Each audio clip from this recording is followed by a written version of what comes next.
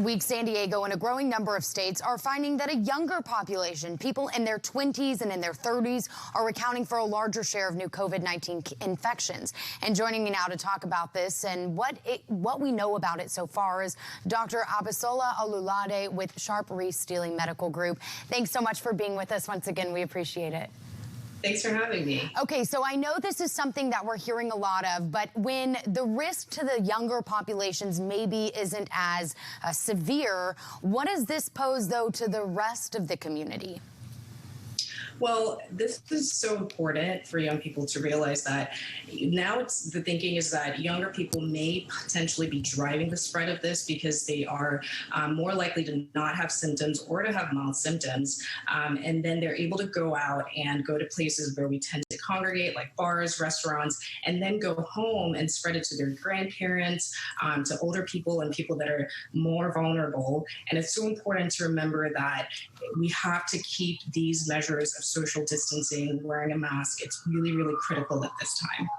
And when you hear so much about this younger population, it begs a lot of people to ask, I mean, are these protests that we saw over the last several weeks contributing to the rise that we're seeing maybe here in San Diego and other areas? Well, any time that there is congregation of people in general, then there is a potential that that can drive more infections and drive more spread. But we do see that, at restaurants, at bars, at places where people have mass gatherings in general. So that's what I think is going to be found as the cause of this. Such a good point to make, and I know a lot of viewers were wondering that as well. And I do want to read you another viewer question, because I said that I was going to get to talk to you tonight, and I asked if anybody had any questions. And one viewer said, of those who test positive, which we are seeing a significant increase, how many are actually getting sick? Because, of course, we hear that some people are asymptomatic and they don't show symptoms. Is there a way to trace who is maybe falling more ill than others? Well, this is a really good question. The first thing to remember is that when we talk about the concept of asymptomatic spread, we find that people are spreading this without knowing, but then when their grandparents, for example, get infected by them, it can take several weeks for them to get sick and then also to be in the hospital and die from this, unfortunately. And so that's why it's called a lagging indicator. So if we look at it in the sense that young people are getting sick now, it may take several weeks for us to see increased rates of hospitalizations and deaths in older and more vulnerable people. So it's important that we take these measures now. Wow, what a good point to make. And that's something that makes you think that it could be a few weeks before you even know if you've put someone at risk. And exactly. Another great question from a viewer here is asking, we're hearing this about San Diego. I mean, do you feel like we are faring better? Obviously, we weren't among those being told to close our bars.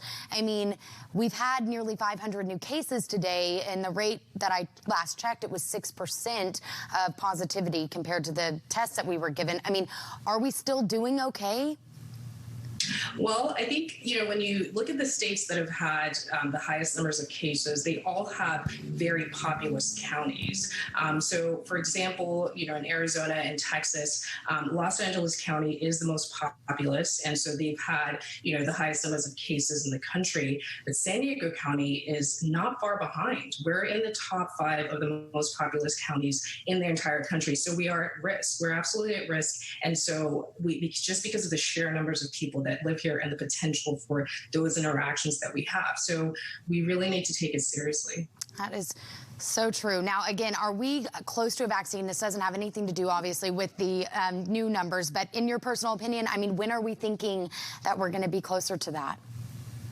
Anyone, who tries to answer this question with certainty is, sort of really, really guessing and honestly just looking into a crystal ball. We don't know, and it could be months. It could be even longer than that. And there's also the question of whether or not we can get an effective vaccine. So we can't rely on that in general. I know that this is a scary new normal for a lot of us, but we have to stay the course and stay strong and take the measures that we can at this point. But the answer is that, unfortunately, it's just unknown at this point. Dr. Olulade, thank you so much for being with us once again. You've answered so many questions. I hope our viewers were getting to watch now, because I had so many on social media that were writing in and really wanting to know that, and you answered them so thoughtfully. We appreciate it. Thank you so much. Thanks for the great work that you're doing too. Thank you. Appreciate